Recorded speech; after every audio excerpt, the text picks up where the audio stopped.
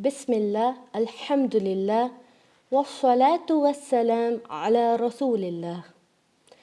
Amma ba'd.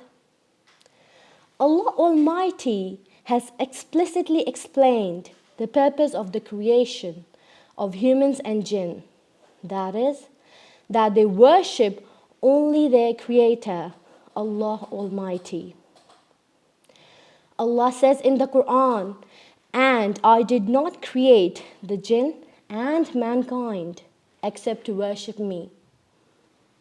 Ibadah is an Arabic word which means submission and humbling oneself. Ibadah is obedience to Allah by acting upon what He commands and abandoning what He forbids. And this is the reality and essence of Islam. Many people think that Ibadah refers to a number of rituals that Allah has commanded should be done at certain times, such as prayer, Hajj, and fasting, and that is the end of the matter. But it is not true.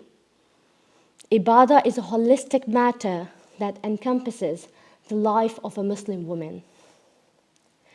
When she is sweating in the kitchen, making food for the family, she is doing ibadah of Allah.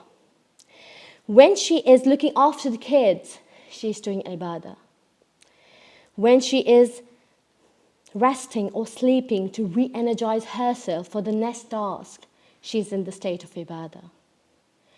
When she is looking after her husband and fulfilling his needs, she is doing ibadah of Allah.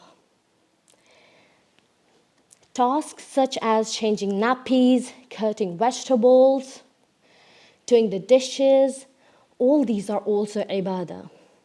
This is how our predecessors and those who followed them understood ibadah. Jazakumullahu khairan wa barakallahu fikum.